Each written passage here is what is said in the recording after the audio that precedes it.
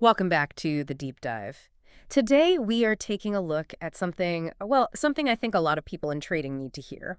We're talking about the world of proprietary trading and that high stakes pressure cooker, Right. the funded evaluation. Right. We've analyzed a masterclass in risk management that really zeroes in on passing that crucial challenge, specifically a $50K account, and maybe more importantly, protecting it after you get it. And look, for those of you tuning in, let's just reset expectations right away. Okay. You might think we're about to unveil some secret, hyper-technical chart pattern. We're not. No. The core truth, the critical shift we found everywhere, is that trading performance is only, marginally about your strategy. Right. It is overwhelmingly about emotional discipline And risk management. and predefined, almost robotic risk management. Okay, so let's unpack that uncomfortable truth right out of the gate, because that's really the mission here. It is. We're looking at why a staggering percentage of traders, even really smart ones with good strategies, just fail. They blow up. And we're going to give you the specific rules to hopefully reverse that pattern. And the information is just completely unambiguous on this. The overwhelming majority of failures in these evaluations are behavioral. They are not technical. So a decent strategy with iron discipline beats a brilliant strategy with erratic discipline. Every single time. So if it's not the strategy, it's the behavior. Let's nail down what the sources say are the primary killers of trading accounts. Yeah, they lay out 5 key actions. These are the things that are way more damaging than a bad entry. The 5 horsemen of account destruction, as they call them. Exactly. First, and this is the big one, oversizing. Betting too much. Way too much on a single idea. Second, overtrading. Just, taking too many little bites, exposing yourself to noise. Third is the emotional monster, revenge trading. Trying to chase back a loss. Immediately. And you usually do it by combining the first two, oversizing and overtrading. Which just completely violates the whole idea of risk management. Absolutely. Fourth is, it's just a direct failure of compliance. Yeah. Ignoring your daily loss limits. Just blowing right past them. And finally, number 5, making emotional decisions under pressure. Moving your stop, jumping in out of FOMO, all that stuff. What's fascinating is how these aren't just separate mistakes. They form a kind of psychological pathway to failure. The sources call it the tilt cycle. Yes. The tilt cycle is the internal mechanism of self-sabotage. It's a chain reaction. So how does it start? It starts with a small, unexpected loss, which triggers tilt. That's that wave of frustration or anger or panic. We've all felt that. Oh, yeah. And tilt immediately destroys your rational brain. It leads right to step 2, oversizing. I'll make it back on this next one. Precisely. And the moment you oversize, you are statistically guaranteed to hit your drawdown violation way faster, which leads to the final step, fail. So tilt leads to oversize, leads to drawdown violation, leads to fail. It's a clean equation for self-sabotage. Can you describe what tilt actually feels like? Because recognizing it has to be the first step to stopping it. It feels like an urgent need to do something, to fix the past. Your ego just takes over. Right. A rational trader accepts the loss, waits for the next good setup. A tilted trader sees any little flicker in the market and thinks, that's it, I need to get in big right now because the market owes me. That pressure, it really supports that core finding, doesn't it? Psychology kills more evils than bad setups. It's a massive point. Your strategy could have a 70% win rate, but if you violate your own rules twice a week because of tilt, that strategy is going to fail. The account will fail. So if psychology is weak, even a winning strategy becomes a losing account. Precisely. You break the very rules designed to protect it. So if strategy isn't the key, survival is. That brings us to what the material calls the survival mindset.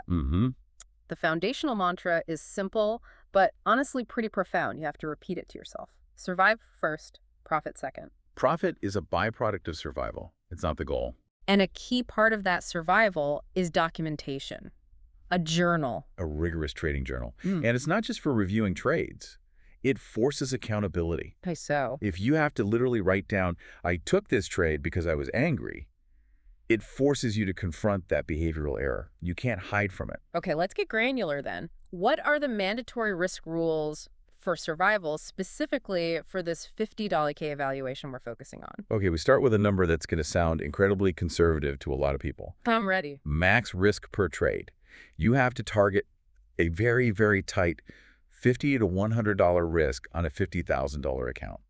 $50? Wow, that feels tiny. It feels minuscule. but it is the absolute foundation of resilience. Okay, but hang on. Doesn't that feel too conservative? I mean, if you need to make, say, $2,500 to pass, risking only $50 a trade, that's going to take a while. And that's the exact friction point the system is designed to leverage. Yes, it takes patience. But the goal of the evaluation is not to maximize profit. The goal is to demonstrate discipline. That low risk is specifically engineered to let you weather multiple losing streaks without ever getting close to your max drawdown. You're maximizing your time in the game. Exactly. Knowing that probability, if your system is sound, will eventually play out in your favor. Discipline over speed. I get it. What about the trade mechanics? The source has mentioned a specific risk-to-reward technique. Right. Rule 2 is about managing the position. You always have to plan your RR. And the technique is? You cash out 90% of your position Yep. when you hit 1R. So 1 times your initial risk. Yep. If you risked $50 and the trade moves $50 in your favor, boom, you lock in 90% of that profit immediately. So you secure the win right away, but what about the other 10%? That 10% is left as runners. To catch the big moves. Exactly. To capture those massive, infrequent home runs that make up a huge chunk of your returns over a year. You de-risk the position, you remove the pressure, and you let that small piece potentially turn a good day into a great one. That's smart. You get paid for being right fast. And then rule 3. This is probably the most critical for self-protection. Okay. You stop trading immediately after hitting your daily profit limit or your daily loss limit. No exception. No exceptions, no second thoughts, no, just one more. It has to be mandatory, automatic. And that's a perfect transition to the concept that actually solves this problem of compliance. The material calls it zero decision trading. It sounds like you're building a robot to protect you from yourself. That is precisely the goal. Real risk management in this kind of environment is about making sure you have zero decisions left to make when you are under stress. What do you mean? If you have to decide whether to move a stop or to add to a loser or to keep trading after a big win, your risk wasn't properly defined beforehand. It eliminates the emotional component by making the plan rigid. So what has to be predefined before you even look at a chart? Everything related to control. Your predefined risk, so 50 to $100, your predefined stop, the exact price where you're out, your predefined daily limit, both profit and loss, and crucially, your predefined session focus. So you know exactly what you're looking for and when. Or you will fall right into the overtrading trap. And I found the examples of how trading platforms can actually enforce this really compelling. Like the settings shown for Tradivate, they become like a security guard for your discipline. These tools are essential for the zero decision rule. They automate compliance. I mean, look at the figures they used in the example. The hard daily loss limit was set at $400. Okay, that's easy enough. You lose $400, the system locks you out. Right. But just as important and honestly psychologically harder for people is the other side, the proactive measure. The profit side. Yeah. The daily profit trigger was set at a relatively low $215. 215. I can already hear people say, why would I stop there? The market's running. Because the point is consistency, not maximization. That feature will automatically cancel all your orders, liquidate your positions, and lock you out the second you hit that modest profit. It's self-defense against greed. Exactly. It prevents the #1 reason a winning day turns into a losing day. Overconfidence. You bag the 215, your ego says, I can make 1,000, and 5 minutes later, you've given it all back and hit your $400 loss limit. It forces you to be your best self, using technology. Before your emotional brain can get in the way. Let's talk about the math behind this whole system, because this is where that survival mindset really clicks into place. Okay. The source material challenges you with a core question. How can you possibly blow an account if you're only risking $50 per trade? And this is where you visualize the safety buffer. When you combine that tiny risk per trade with the firm daily limits and the total drawdown, the numbers, they create this incredible statistical shield. So walk us through the inputs for that 50K evaluation example so we can really see it. Okay, 3 fixed limits. You've got $50 risk per trade, a $200 max daily loss limit, and a $2,500 max drawdown. That's the point where the account is blown. So just on a daily basis, how many bullets do you get? You get 4. 4 losing trades. $50 of risk times 4 equals your $200 daily loss limit. And then you're forced to stop. Forced to stop, clear your head. It prevents a bad hour from turning into a ruined week. But the real protection is against that long, grinding losing streak. How long does it actually take to blow through that $2,500 max drawdown if you stick to the rules? It takes approximately 13 straight losing days to blow the account. 13 days. 13 full days of hitting your max loss. You would need to suffer 52 consecutive losing trades. 52 in a row. 4 per day, every single day, for nearly 3 calendar weeks to hit that $2,500 limit. That's almost a statistical impossibility if your strategy has any edge at all.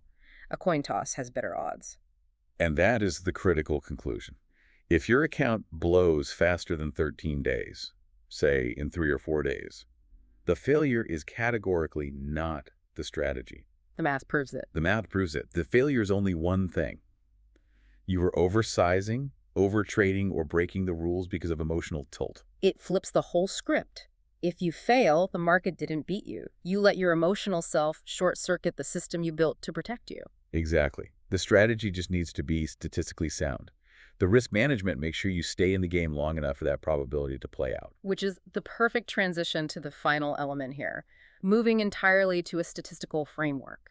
Yeah. Trading based on statistics and probability, not feelings or predictions or what you think is going to happen. Yeah, this means moving from a subjective mindset, I think the dollar is going to rally today, to a purely objective one. And how do you support that? Your decisions have to be backed by data. A year or more of historical back-tested data. You need to know, not think, that your setup has a 65% win rate in the morning session. Nothing else matters. So the belief has to be probability is greater than prediction. That's the core belief. It's about leveraging session-specific probabilities. If you know your strategy works best between 9:30 and 11:30 a.m. Eastern, you don't even look at the charts outside that window. You prioritize consistency over excitement. Absolutely. It sounds like the mental conditioning here is just as important as reading a chart. It's the foundation. And if listeners want to build that mental architecture, they really need to explore the disciplines that enforce it.